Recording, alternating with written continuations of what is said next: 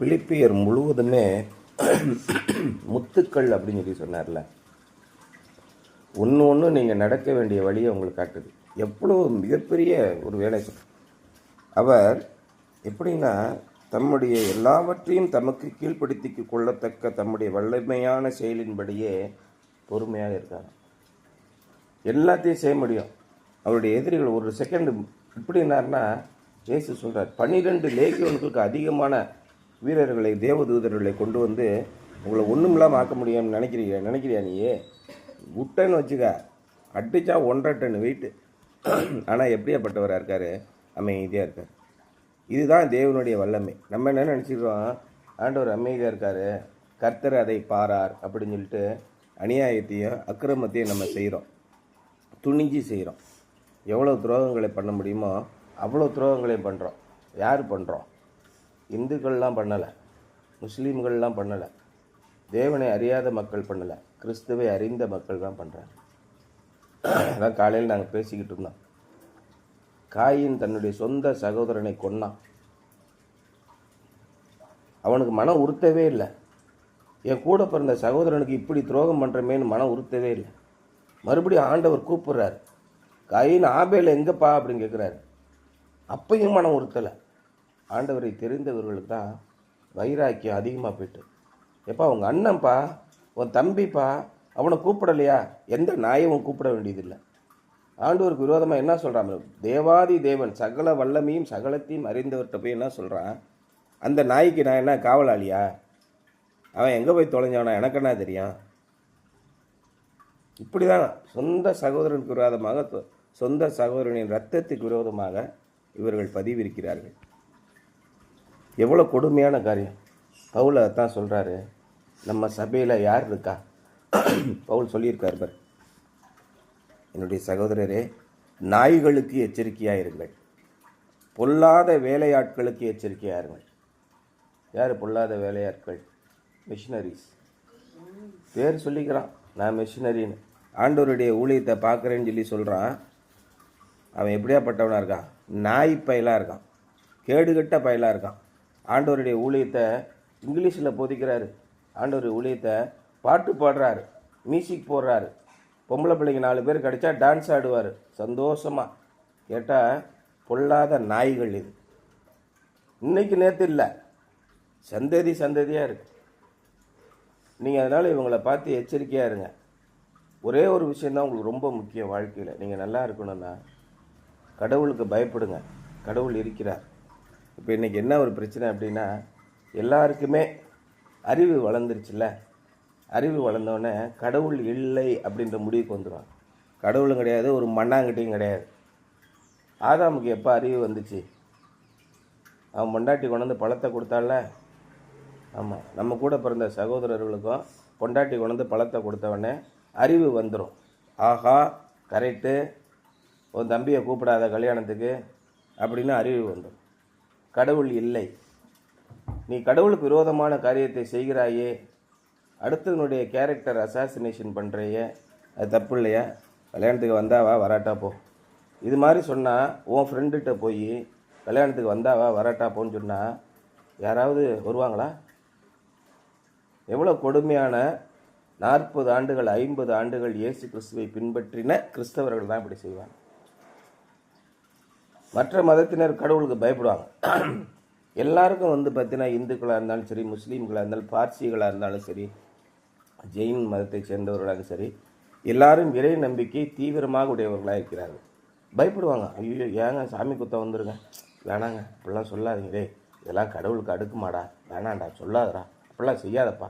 பிள்ளைகளுக்கு சொல்லுவாங்க, எப்பா அதெல்லாம் செய்யாதப்பா, கடவுளுக்கு அடுக்காதப்பா, அப்படிலாம் செய்யக்கூடாது. நம்ம அப்படி சொன்னால் சொல்லிட்டு போகிறாங்க, அமைதியாரியா. இப்படி தான் எல்லா மதத்துலேயும் சொல்லுவாங்க. துணிஞ்சு எப்படி சொல்கிறான்?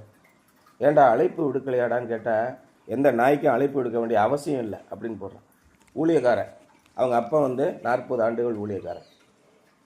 எப்படியாப்பட்ட மக்களாக இருக்கிறாங்க பாருங்கள். மனசாட்சி உறுத்தலையா? ஆண்டவர் உங்கள்கிட்ட பேசலையா? கடவுளுக்கு பயப்படும் பயம் உங்களுக்கு இல்லையா? காயினை கூப்பிட்டு கேட்குறாரு, எங்கப்பா அவங்க தம்பி, உன் தம்பி எங்கே அன்னு கேட்குறாரு.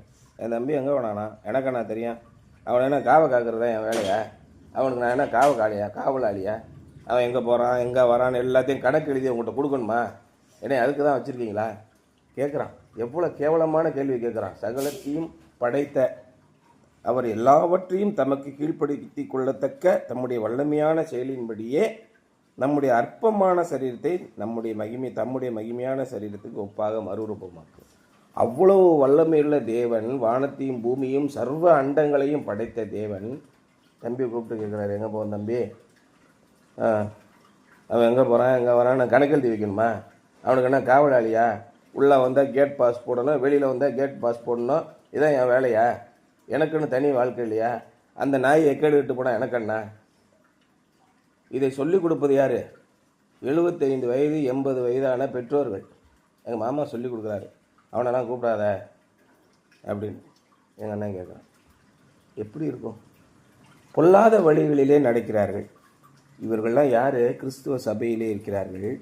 அவங்கள என்ன சொல்கிறாரு? பொல்லாத வேலையாட்களுக்கும் சுண்ணத்துக்காரர்களுக்கும் எச்சரிக்கையார்கள். அவங்க என்ன சொல்கிறாங்கன்னா, மாம்சத்தின் மேல் நம்பிக்கை வைக்கிறார்கள். நம்முடைய சொந்த உழைப்பினாலே, நம்முடைய சொந்த படிப்பினாலே, நம்முடைய திறமையாலே நாம் மேலே வந்து விட முடியும். சாலமோன் ராஜா இருந்தான்ல, அவருடைய வாழ்க்கை முழுவதும் ஆண்டவர் சமாதானத்தை கட்டளையிட்டார். ஏன்னா அவன் தேவனுக்கு பிரியமான காரியங்களை செய்தான். தேவனுக்கு பிரியமான காரியத்தை வாழ்நாள் முழுவதும் செய்தான். ஆண்டவர் கூப்பிட்டு அவனை அணைச்சிக்கிட்டு பாராட்டினார். எப்பா எல்லாரும் சொத்தை கேட்பாங்க, அந்த நாடு வேணும் இந்த நாடு வேணும், செல்வங்களை கேட்பாங்க, நல்ல வாழ்க்கை வேணும்னு கேட்பாங்க. நீ என்னப்பா ஞானத்தை கேட்குற? ஞானத்தோடு கூட அவனுக்கு எல்லாத்தையும் தாரப்பா. அப்படி ஆசீர்வதித்தார் ஆண்டவர். ரொம்ப பிடிச்சு போய் ஆசீர்வதித்தார். அவன் என்ன பண்ணான்? தேவன் தன்னோடு பேசின தேவனை, தன்னை ஆசீர்வதித்த தேவனை விட்டு ரொம்ப துணிகரமாக, கடவுளும் கிடையாது ஒரு மண்ணாங்கட்டியும் கிடையாது, எல்லா கடவுளும் ஒன்று தான், எல்லா கடவுளையும் போய் கும்பிடு சீரழிஞ்சான். கடைசியில் அதோட பலன் என்ன? அவன் போயிட்டான், அவனுடைய பிள்ளைகள் என்ன பாடுபட்டாங்க, குடும்பமே என்ன நிர்மூலமாகி நாடே ஒன்றும் இல்லாமல் போச்சு. எல்லாமே இவங்களுக்கு தெரியும். நம்ம கிறிஸ்தவங்க இருக்காங்கல்ல, ஆதியாகமம் 1ஆம் அதிகாரம் 1ஆம் வசனத்திலேருந்து வெளிப்படுத்தின விசேஷம் 22ஆம் வசனம் 22ஆம் அதிகாரம் கடைசி வரைக்கும் எல்லாமே தெரியும். தெரிஞ்சிட்டு தான் எப்படி இருப்பாங்க? துணிகரமாக இருப்பாங்க. அதெல்லாம் நாங்கள் பார்த்துக்குறோம், உங்கள் ஜோலியை பார்த்துட்டு போயா, புதுசாக சொல்ல வந்துட்டியா எங்களுக்கு, ஓப்பனாக அடிக்கிறானோ. சர்ச்சில் பார்த்தீங்கன்னா உண்மையை யார் சொல்லுகிறார்களோ அவர்களை கேவலப்படுத்துகிற மாதிரி நடந்துக்கிறாங்களா இல்லையா? இதான் நடக்குது இன்றைக்கி. அதனால் இப்படிப்பட்டவர்களை பார்த்து நீங்கள் மனம் கலங்கிறாதீங்க. ஒரு காலத்துலேயும் கிறிஸ்தவனுங்களெல்லாம் எங்களுக்கு தெரியும், சும்மா இருங்கப்பா போட்டு ஆண்டவராவது ஒன்றாவது அப்படின்லாம் உங்கள் மனசில் நினைவு கூட வரக்கூடாது. எத்தனை துரோகிகள் வந்தாலும், எத்தனை நாய்கள் வந்தாலும் ஆண்டவர் மீது பயபக்தியாக இருங்க. கர்த்தர் தமக்கு பயப்படுகிற சிறியோரையும் பெரியோரையும் ஆசீர்வதிப்பார். கர்த்தருடைய ஆசீர்வாதமே ஐஸ்வர்யத்தை தரும், அதோடு அவர் வேதனையை கூட்ட மாட்டார். இதெல்லாம் உண்மை, சத்தியம். இதை நம்புங்க. யார் உங்களுக்கு துரோகம் பண்ணாலும் நீங்கள் தேவனுடைய சிந்தையுள்ளவர்களாக இருங்கள்.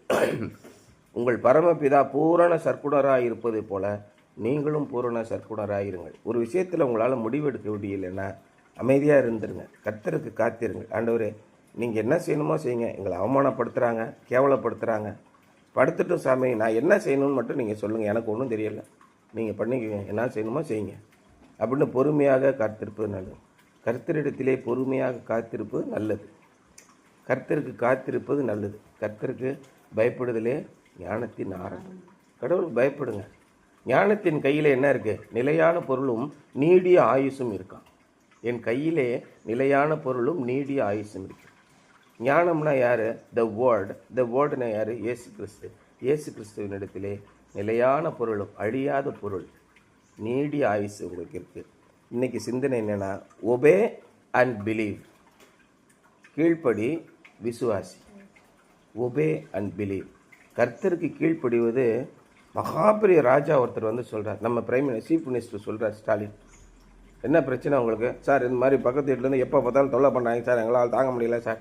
சரி நீங்கள் அமைதியாக இருங்க. சரிங்க சார். அப்போ என்ன அர்த்தம்? பின்னாடி நமக்காக ஏதோ செய்ய போகிறாருன்னு அர்த்தம். அதானே? அந்த விசுவாசம் உங்களுக்கு இருக்கா? ஆண்டவர் அமைதியாக இருந்தால் நம்ம அமைதியாக இருக்கோமா? ஆண்டவராது கீண்டவராது சும்மா என்னத்தையா சொல்லிட்டு காதில் பூ சுத்தாதையா, ஆண்டவர் மீது நம்பிக்கை இல்லை. எப்படி நீங்கள் நல்லது செய்வீங்க? கர்த்தர் நீதிபரர், அவரிடத்தில் பாரபட்சம் இல்லை, அவரிடத்தில் எவ்வளவு வேணும் அநீதி இல்லை.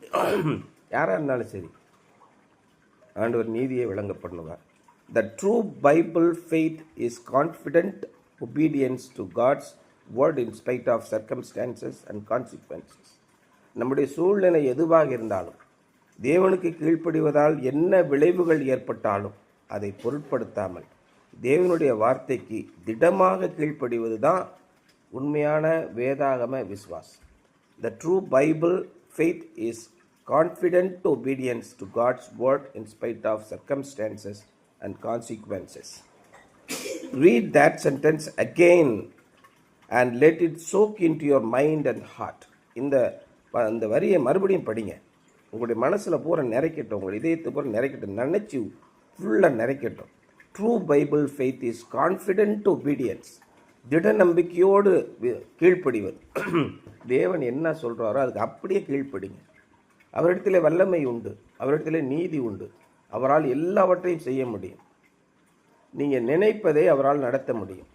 மனுஷனால் இது கூடாது தான், தேவனாலே எல்லாம் கூடும். ஒன்று விட ஒரு பிட்டு கூட விடாமல் எல்லாம் கூடும். இந்த அளவுக்கு திட விசுவாசத்தோடு திடமான கீழ்ப்படிதலோடு ஆண்டவருடைய வார்த்தை கீழ்ப்படிவதோடு சூழ்நிலை நம்மளை சுற்றி என்ன சூழல் நடந்தாலும் தேவன் உங்களை இறுதியிலே மகிமைப்படுத்துவார். அவர் என்ன சொல்கிறார்? நீ என்னை கனப்படுத்து, நான் உன்னை மகிமைப்படுத்துவேன். சும்மாலாம் பதிலுக்கு செய்யாமல் விடுறதே கிடையாது. என் பையன் என்னை விட்டு போகவே மாட்டான், செத்தாலும் போக மாட்டான். கேளு, யோபு என்ன பண்ணான்? நீ என்ன வேணால் செய்ய, அவன்கிட்ட உறிஞ்சி எடுத்து அவன் சாவை மட்டும் விடாத, மற்றபடி என்ன வேணால் பண்ணிக்க, அவன் என்னை விட்டு போக மாட்டான்யா. ஒரு மனிதன் மேல் தேவன் எப்படி நம்பிக்கை கொண்டிருக்கிறார்? அந்த அளவுக்கு திடமான கீழ்ப்படிதல் உங்களிடத்தில் இருந்தால் கடைசியில் யோபு எப்படி ஆசீர்வதித்தார்? பயங்கரமாக ஆசீர்வதிச்சார். யோசேப்பு எவ்வளோ நம்பிக்கையுள்ளவனாக இருந்தான்? இன்னும் ஃபியூ செகண்ட்ஸ் சாக போகிறான். யார் சாவடிச்சது? யார்? கூட பிறந்தவங்க தான். வெளிநாட்டிலேருந்து வந்தால் நம்ம சாவடிப்பான்? நம்ம கூட பிறந்த நம்முடைய சொந்த ரத்தம் தான் நம்மளை சாவடிப்பான், நம்மளை கேவலப்படுத்துவான், நம்மளை அவமானப்படுத்துவான். எல்லா பேரும் தடி எருமை மாடுங்க, ஆண்டவருடைய வசனத்தை நல்லா தெரிஞ்சவனுங்க சாவடிச்சானுங்க. இன்னும் கொஞ்சம் நேரம் தான் உயிர் போக போகுது. அவங்க நினைக்கிறான், ஆண்டவரே நான் எங்கேயாவது உங்களுடைய வழியை விட்டு விலகி இருக்கேனா, எம்மையாவது உங்களுக்கு பண்ண என்னன்னாலும் பரவாயில்ல, நான் செத்தாலும் சாகிறேன், நீங்கள் பார்த்துக்குங்க. ஆண்டவரிடத்தில் ஒப்படைக்கிறான். கெஞ்சிறான் கூட இருக்கிறவன்ட்ட, எப்பா நீ போகும்போது கொஞ்சம் பாருப்பா, ராஜாவை பார்க்கும்போது என்னை கொஞ்சம் காப்பாற்றி விடுப்பா, நான் ரொம்ப ஒன்றுமே செய்யாமல் அநியாயமாக இங்கே இருக்கேன்ப்பா. அவனும் காப்பாற்றலை. நான் ஆண்டவருக்கு கீழ்ப்படிந்து என்ன புண்ணியம்? என்னையா ஒரு மனுஷன் 40 வருஷமாக கஷ்டப்படுவான், ஒரு நியாயம் வேண்டாமா? சரி 2 வருஷம் கஷ்ட காலம் சார், உங்களுக்கு ஜாதகம் சரியில்லை, ஒரு 2 வருஷம் உங்களுக்கு, அதுக்கப்புறம் நல்ல காலம் பிறக்கும் அப்படின்னா பரவாயில்ல. அவனே ஜாதகம் சொல்கிறவன் தான். யோசிப்பு யார் என்ன சொல்கிறானோ அதை நடத்தி காட்டக்கூடியவன் இல்லையா? அவன் ஜாதகம் சொல்கிறவன் தானே. ராஜாவுக்கு என்ன நடக்க போகுதுன்னு சொன்னவன் தானே. அவனுக்கே அவன் ஜாதகம் தெரில. எப்போ நம்ம இது பண்ண போகிறோம், ஏன் இப்படி பாடுபடுறோம் அப்படின்னு தெரியல. ஜாதகம் தெரிஞ்சுன்னா இந்த நைட்டை சொன்னாலும் இவனு கேட்க மாட்டான்னு சொல்லிட்டு பேசாமல் வந்திருப்பான்ல. அப்போ என்ன பண்ணான்? ஆண்டவர் மீது திட விசுவாசமாக ஆண்டவருடைய வார்த்தைக்கு உறுதியாக கீழ்ப்படினார். ஆண்டவர் எப்படி கனப்படுத்தினார்? ஒருத்தன் கூட வாழ்க்கையில் நினச்சி பார்க்க முடியாத அளவுக்கு கனப்படுத்தினார். தாவீது ஆடுகளை மேய்ச்சிக்கிட்டு இருந்தான். இராணுவத்துக்கு கூட கூப்பிட மாட்டான். சின்ன பிள்ளை இப்படா அங்கிட்ட சும்மா வந்துக்கிட்டு, எல்லாம் இராணுவ பக்கம்லாம் வரக்கூடாது, ஓடி பேர் திருத்தி விட்டான். அண்ணனுங்க தடி மாடு 2 பேர் 3 பேர் போய் இராணுவத்தில் கர்த்தரை ஒருத்தன் தூஷித்து பேசிக்கிட்டு இருக்கான், அவமானப்படுத்திக்கிட்டு இருக்கான். இவன் கேட்டுக்கிட்டு ஈன்னு உட்காந்துருக்கான். ஏன்னா இவ்வளோ தடி மனுகளாக இருக்கிறீங்க, அவன் எப்படி பேசிக்கிட்டு இருக்கான், என்ன சும்மா உட்காந்துருக்கீங்க? சத்தமாக பேசாத, உன்னைய கொண்டு போடுவான். என்னைய கொள்றதா? ஏன் அவன் நாய்? அவன் தேவாதி தேவனை தூசிக்கிறதுக்கு இந்த நாய் யாருன்னு கேட்குறான். ஏன்னா தேவனிடத்திலே அவ்வளவு திடமான விசுவாசம். அந்த விசுவாசம் இருந்தால் நீங்கள் எப்படி இருப்பீங்க? ஆண்டவர் பார்த்தாரு, இப்போ தான்டா என் மகன், அவனை நான் ராஜாவாக்குவேன். வீட்டுக்கு போனால் போய் சாமுவேல் போகிறாரா வீட்டுக்கு, யாரை நான் ராஜாவாக்கணும்? ஈசா என்னும் அடிமரத்தில் இருந்து ஒரு துளிர் தோன்றி, அங்கேருந்து தான் இயேசு கிறிஸ்து பிறக்கிறார். தாவீது கீழ்ப்படிந்ததினாலே அவருடைய சந்ததியிலே இயேசு கிறிஸ்து பிறக்கிறார். உலக ரட்சகரே அங்கே தான் பிறக்கிறார். ஒரு மனுஷனுடைய சாதாரண கீழ்ப்படிதல் அவனை எங்கே கொண்டு போய் நிற்கிறது? அதான் இன்றைக்கி டைட்டிலே, ஒபே அண்ட் பிலீவ். நீங்கள் தேவனுக்கு கீழ்ப்படியுங்கள். மற்றவர்கள் எவ்வளவு கொடுமைப்படுத்தினாலும், உங்களை எவ்வளவு அவமானப்படுத்தினாலும் கவலைப்படாதீங்க, கவலையப்படாதீங்க. ஆண்டவர் நிச்சயமாக உங்களை உயர்த்துவார். இதை மனசில் வச்சுக்கோங்க. This faith operates quite simply. இந்த விசுவாசம் சும்மா அற்பத்தனமாக செயல்படுகிறது. God speaks and we hear His word. We trust His word and act on it no matter what the circumstances are or what the consequences may be. இந்த சிம்பிளாக எளிமையான விசுவாசம். ஆண்டவர் என்ன சொன்னார்? சிஜே தள்ளிப்பாங்கிட்டு, காணாமல் போன இஸ்ரவேல் மக்களுக்கு தான் நான், கிறிஸ்டியன்ஸுக்கு தான் நான் கொடுப்பேன் அப்பமும் திராட்சை ரசமும்.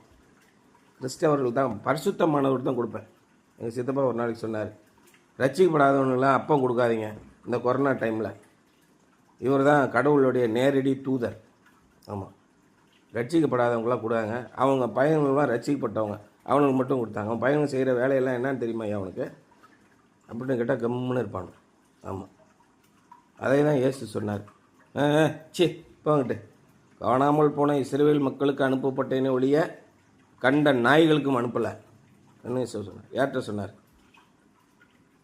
கானானிய ஸ்திரீன்னு இடத்துல சொன்னால, என் பொண்ணு உடம்பு சரியில்லாமக்கா, சாமி கொஞ்சம் இது பண்ணுங்க, கண்ட நாயெல்லாம் குணப்படுத்த முடியாது, போயிட்டே இருங்கிட்டு. எதுக்கு சொன்னார்? அவளுக்கு இன்ன விதமான விசுவாசம் இருக்குன்னு தேவாதி தேவனுக்கு ஏற்கனவே தெரியும். அடுத்து என்ன சொல்ல போகிறான்னு அதுக்கு தெரியும். எல்லாரும் பேன் பார்க்குறாங்க, என்னடா இந்த மனுஷன் இரக்கமும் கருணையும் உள்ள ஆண்டவர் இப்படி பேசிவிட்டாரே நினச்சிக்கிட்டு இருக்காங்க. அந்த பொண்ணு ரொம்ப சிம்பிளாக சொன்னான், இருக்கட்டும் அந்த மேசையிலேருந்து கீழே விழுகும், குப்பையில் போகும்ல, கொஞ்சம் போல் ரொட்டி துணிலாம் விழுகும்ல, அதை கொடுங்க, நாங்கள் சாப்பிட்டு போகிறோம். என்னங்க இது ஐயா? மேசையில் கீழே விழுந்து இந்த நாயெல்லாம் வந்து நக்கும்ல ஐயா, அந்த சின்ன சின்ன பிள்ளைகளாக வாயில் விட்டு கீழே விழுவும்ல, எச்சா விழுவும்ல, அதை எச்ச ஆசீர்வாதத்தை கொடுங்க ஐயா, எங்களுக்கு போதும். இப்படி எளிமையான ஆசீர்வாதத்தை பெற்றவர்கள் மிகப்பெரிய வெற்றியை பெற்றார். நியாய தீர்ப்பு இஸ்ரவேல் புத்திரர் இடத்துல ஆரம்பிக்குது. வாடி வா, வரிசையாக நெல். கிறிஸ்தவங்க வீட்டில் தான் கழுத்தாக இருக்க போகிறார் ஃபஸ்ட்டு. எவனவன் தேவனுக்கு கீழ்ப்படியாமல் போனாலோ, எவனவன் தேவனுடைய வார்த்தையை நம்பாமல் போனானோ, கிறிஸ்தவர்களை எல்லாம் கழுத்தை வெட்டி முடிச்சுட்டு அடுத்து தேவனுக்கு விரோதமான அத்தனை துரோகத்தையும் செய்கிறாங்க. இந்த ஊழியக்காரர்கள் என்ற பேரில் இவங்க செய்கிற கூத்தாட்டமும் அநியாயம் இருக்க ரொம்ப அதிகம். நீங்கள் எச்சரிக்கையாக இருங்கள். இவையெல்லாம் நமக்கு எச்சரிக்கையை உண்டாக்குவதற்காக உள்ளது. நல்லா புரிஞ்சுக்கோங்க. The circumstances may be impossible and the consequences frightening and unknown. உங்களை சுற்றி இருக்கிற சூழல்கள் எதுவுமே நம்மளால் செய்ய முடியாது என்பதை போல இருக்கும். நடக்கப் போகிற பின் விளைவுகள் நம்மளை அதிர்ச்சி விட்டு கூட பயமுறுத்துவதாக இருக்கலாம். என்ன நடக்குன்னு கூட தெரியாமல் இருக்கலாம். But we obey God's word just the same and believe Him to do what is right and what is best. நீங்கள் செய்ய வேண்டியதெல்லாம் ஆண்டவருடைய சமூகத்திலே எது சரியோ, எது மிகச்சிறந்ததோ அதான். பவுல் என்ன சொன்னார்? உண்மை உள்ளவைகளை எவைகளோ, ஒழுக்கம் உள்ளவைகளை எவைகளோ, கற்புள்ளவைகளை எவைகளோ, நீதி உள்ளவைகளை எவைகளோ, இப்படியே பட்டியல் போடுற. இதை மட்டும் நீ செய்ய, கடவுளுக்கு பயந்துரு, அப்பொழுது அவர் உன் நடையை ஸ்திரப்படுத்துவார். நீ வழிக்கு விழ மாட்ட. எப்போ பார்த்தாலும் நீங்கள் உங்களுடைய மனதிலே நான் இதை ஆண்டவருக்கு பயந்து செய்கிறேனா யோசனை பண்ணி பாருங்கள். உங்களுடைய சொந்தக்காரங்க எல்லா பேரும் உங்கள் கூட பிறந்தவங்க அநியாயம் பண்ணலாம், அக்கிரமம் பண்ணலாம். சாத்தான் அவர்களை உபயோகித்து கொண்டிருக்கிறான். இதை மட்டும் தெரிஞ்சுக்குங்க. எய்தவன் இருக்க அம்பை நோவானேன். எல்லாரும் சாத்தானுடைய பிடியில் இருக்கிறாங்க. ஜவுளி கடையில் வரிசையாக பொம்மை வச்சுருக்கானே, சின்ன பையன் பொம்மை, பெரிய பொம்மை, வயசு பிள்ளை பொம்மை, பெண்களுடைய பொம்மை, ஆண்களுடைய பொம்மைலாம் வச்சுருக்கானே ஜவுளி கடையில். எப்படி ட்ரெஸ் போடும்? கோட்டு சூட்டு, புது ட்ரெஸ்ஸு, இருக்கிறதுலே டாப் குவாலிட்டி ட்ரெஸ் தான் டெய்லி போடும் இல்லையா? இவர்களெல்லாம் எதுக்கு வச்சுருக்கான்? வெளியிலிருந்து வரவங்களே கவர்ந்து இழுப்பதற்காக. சாத்தான் 2-3 பேரை வச்சுருப்பான் தூண்டில் போடுறதுக்கு. ஆசீர்வதித்து நல்லா ஆண்டவருக்கு விரோதமாக தான் போனான், நல்லா தானேயா இருக்கான். கடவுள்னு இன்னும் உருட்டிக்கிட்டு இருக்க, இன்னும் அவனுக்கு அறிவு இல்லை. அவன் எப்படி வாழ்ந்துக்கிட்டு இருக்கான், எவ்வளோ சந்தோஷமாக இருக்கான் பார்த்தியா. பிள்ளைகளை ஆசீர்வதித்திருக்கிறார், நல்லா சூப்பராக இருக்காங்க அப்படின்னு சொல்லலாம். ஜவுளி கடை பொம்மை மாதிரி வைத்திருக்கிறான், சாத்தான் தான் வைத்திருக்கிறான். நீங்களும் அது மாதிரி அவங்கள மாதிரி பின்னாடியே போய் ஆண்டவர் சொல்கிறத கேட்காம நாசமாக போங்க. அதுக்கு தான் தூண்டில் வைத்திருக்கிறார். நீங்களே எச்சரிக்கையாக இருங்கள், ஆண்டவருடைய வசனத்துக்கு கீழ்ப்படியுங்கள். என்ன சொல்கிறாரு? தி unsaved world does not understand true Bible faith, probably because it sees so little faith in action in the church today. இன்றைக்கு சபையிலே தேவனுடைய வார்த்தைக்கு கீழ்ப்படிந்து நடக்கிறவர்கள் எத்தனை பேர் இருக்காங்க? வெரி ஃபியூ, 99% கிடையாது. எதுக்கு சர்ச்சுக்கு வராங்க தெரியாது. எதுக்கு நீங்கள் கிறிஸ்டியனாக இருக்கிறீங்க தெரியாது. எங்கள் அப்பா அந்த காலத்தில் கிறிஸ்டியனாக மாறினார், எங்கள் அப்பா அந்த காலத்தில் ஊழியம் பண்ணார், எங்கள் அப்பா காசி வாங்கிட்டு பிரசங்கம் பண்ணுவார், அதனால் நானும் காசி வாங்கிட்டு பிரசங்கம் பண்ணுறேன். இதுதான் என்னுடைய வாழ்க்கை. நல்லா பாட தெரியும், ஜிங்கி ஜிங்கின்னு கிட்டால் போட தெரியும், எல்லா பேரையும் மயக்க தெரியும், 1 மணி நேரம் ஆராதனைனால் நடத்த தெரியும். அதனால் நான் இப்படி இருக்கேன். The cynical editor H.L. Mencken defined faith as illogical belief in the occurrence of the impossible. விசுவாசம்னா என்ன? நடக்கக்கூடாதது நடக்கல, அதில் லாஜிக்கே இல்லாமல் நம்பிக்கை வைக்கிறவனா முட்டா பையன்னு அர்த்தம் உள்ளபடி. ஆமாம், பவுலா தான் சொல்கிறார். மக்கள்லாம் எங்களை பைத்தியக்காரன்னு சொல்கிறாங்க.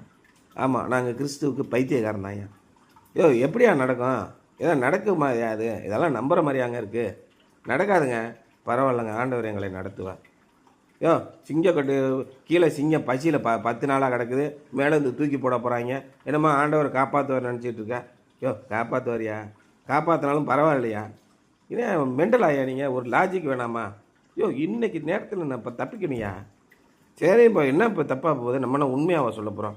ராஜா தான் கடவுள். ஓகே ஆண்டவரே, நீங்கள் தான் கடவுள், நான் வெளியில் சும்மா பேச்சுக்கு சொல்கிறேன். ராஜாவே நீங்கள் தான் கடவுள், இப்படி சொல்லிட்டா முடிஞ்சு போச்சு தானே. ஒரு வார்த்தைக்கு கூடயா நீங்கள் இப்படி இது பண்ணுவீங்க? என்னையா புத்தி வேண்டாமா உங்களுக்கு? உயிர் போக போகுது, உயிர் போகிற பிறகு என்ன இருக்குது? நம்ம கிடைக்கக்கூடிய ஒரு இது வருது, ஒரு 25 லட்சம் பணம் வருது. கூட பிறந்தவங்களுக்கெல்லாம் துரோகம் பண்ணான்னா அவனுக்கு என்ன தெரியவா போகுது? எங்கள் அம்மா விட்டு சொத்து ஒருத்தன் மட்டும் ஆட்டையாக போட்டுக்கிட்டான், என் கூட இருக்கவன தெரியவா போகுது? அதெல்லாம் தெரியாதையா, அப்படியா பார்த்துக்கலாம். யாராவது கேட்டாங்கன்னா சும்மா 50,000 10,000 கொடுத்து அப்படியே அடைச்சிக்க. அப்போ ஆண்டவருக்கு தெரியுமா? ஆண்டவராது கீண்டவராது? ஏன் பைத்தியம் மாதிரி இருக்கிறீங்க? கிறிஸ்துவுக்குள் வளர்ந்தவர்கள், கிறிஸ்துவின் ஆசீர்வாதத்தை பெற்றவர்கள் இப்படி நினைக்கிறாங்க.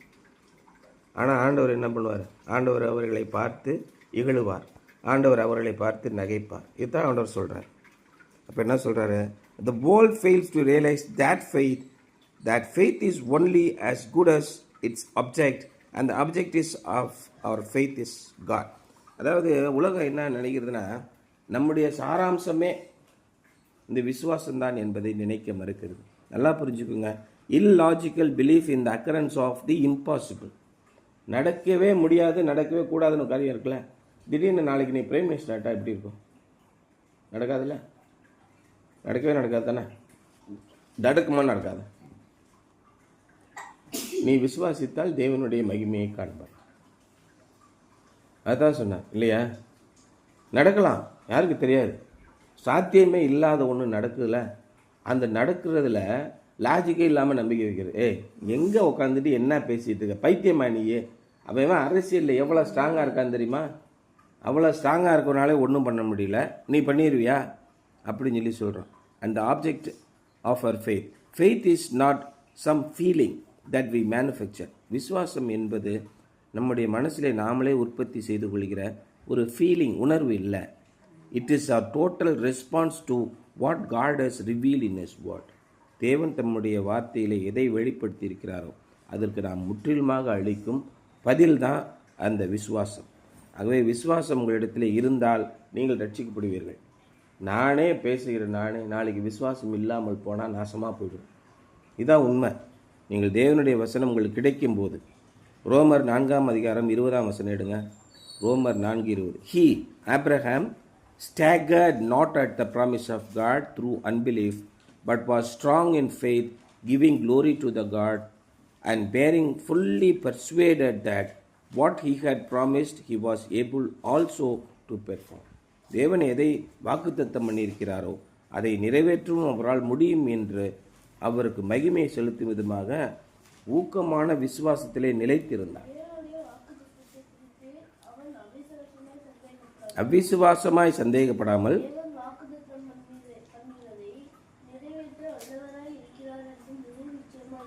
முழு நிச்சயமாக நம்பினார். தேவனை இப்படி நீங்கள் நடக்காத காரியம் 100 வயசுல பிள்ளை பிறந்தானா அது பெருமா பெறாத தெரியாது. ஆனால் அதில் லாஜிக்கே இல்லாமல் ஒரு நம்பிக்கையில் உட்காந்துருக்கேன்டா, என்னடா ஒரு பைத்தியமாடா நீங்கள், 100 வயசில் அவனும் கிளவியாகி நாளைக்கு அடுத்த வருஷம் சாவ போகிறான், இன்னும் இறுதி ஊர்வலம் நடத்துறதுக்கு நம்ம சர்ச்சில் போட்டிருக்காங்களே ரொம்ப நல்லா இருக்குது. அவர் கணவர் பக்கத்தில் ஒரு இவங்களை புதைக்கணும்னு அங்கே ரிசர்வேஷன் பண்ணி ஒரு கல்லறையை கட்டி அதை ஓப்பனாக வச்சுருக்காங்க. ஏன்னா இங்கே தான் வேறு யாரும் செத்து அந்த இடத்துல போய்ச்சிட்டாங்கன்னா அதனால் கல்லறைக்கு இடம் ரிசர்வேஷன் பண்ணி வச்சுருக்காங்க. இப்படி சீக்கிரம் செத்து விடுவான். இந்த நிலைமையில தான் அந்த அம்மா இருக்குது, சீக்கிரமாக செத்து போயிடும், அதனால் கல்லறையெல்லாம் ரெடி பண்ணி வைங்கன்னு. இவன் என்ன சொல்கிறான், இல்லை ஒரு குழந்தை பிறக்கும். என்னடா மெண்டல் பயிர்வுலாக இருக்கிறீங்க, ஏதாவது ஒரு லாஜிக் இருக்கா நீங்கள் பிறகுல? அதான் அவர் சொல்கிறார். எப்படி in the occurrence of illogical belief in the occurrence of the impossible. நம்பாட்ட போ, அவ்வளோதான், வெரி சிம்பிள். நீ கட்டாயம் நம்பி தான் ஆகணும் அதெல்லாம் கிடையாது. நம்பு. நீ நம்பினால் தேவனுடைய மகிமை காண்பார், நீ விசுவாசித்தால் தேவனுடைய மகிமை காண்பார். விசுவாசிக்கலைன்னா போயிட்டே. அதனால் யாருக்கு என்ன நஷ்டம்? நஷ்டம், அவ்வளோதான். Action assignment. Fix your thoughts again on the first sentence. மறுபடியும் அந்த முதல் வரிக்கு போங்க. என்ன போட்டிருக்கு? ரொம்ப முக்கியமான அருமையான வசனம் இன்னைக்கு. True Bible faith is confident to obedience to God's word in spite of circumstances and consequences. எது நடந்தாலும் அதன் பின்விளைவுகள் என்னவாக இருந்தாலும் நீ அதிலே நம்பிக்கையுள்ளவனாயிரு, அப்பொழுது நீ ரட்சிக்கப்படுவாய். Fix your thoughts again on that first sentence. Talk to God about that impossible circumstances in your life. உங்களுடைய வாழ்க்கையிலே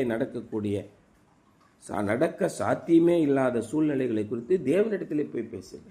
உங்களுக்கு மிகுந்த மனச்சோர்வம், மன நிம்மதி இல்லாமல் போகக்கூடிய ஒரு சூழ்நிலை வருதுல, ஆண்டவர்கிட்ட பேசுங்க. ஆண்டவர் உங்களுக்கு தெளிவாக பதில் சொல்லுவார். ஆண்டவர் சொன்ன காலையில் அதான் சொன்னார், காயின் என்னடா பண்ணான்? ஆபேலை கொலை பண்ணான்ல. ஆபேல் யார்? சொந்த சகோதரனை கொன்னான். நான் போய் கேட்குறேன், எங்கடா அவன் தம்பின்னு கேட்குறேன். எனக்கு என்ன தெரியும்னு கேட்குறான்டா. மனசாட்சியில் சூடுண்ட பொய்யர் அப்படின்னு பவுல் சொல்கிறான். மனசாட்சியே இல்லாமல் பேசுகிறான். ஆண்டவரே, நீங்கள் அவங்களோட பேசியிருந்தீங்க, அவங்க உங்களோட பேசிக்கிட்டு இருந்தாங்க. ஆமாம், என்கிட்ட பேசிகிட்டு தான் இருந்தான், அவங்க அப்பனும் என்கிட்ட பேசிகிட்டு தான் இருந்தான். அவன் மனசாட்சியில் சூடுண்டு போயிட்டாங்க. அப்போ என்ன பண்ணுறது? அதான் சொல்கிறேன். And difference faith can make it. Talk to God about the impossible circumstances in your life and the difference faith can make. இதில் இருக்கக்கூடிய வித்தியாசத்தை நீங்கள் விசுவாசம்தான் உருவாக்கும். ஆகவே உங்களுடைய வாழ்க்கையில் நீங்கள் ஆசீர்வதிக்கப்பட வேண்டும் என்றால் ஆண்டவருக்கு கீழ்ப்படியுங்கள், ஆண்டவரிடத்திலே திட விசுவாசம் உள்ளவர்களாக இருங்கள் என்பதுதான் இன்றைய சிந்தனை. சரியா?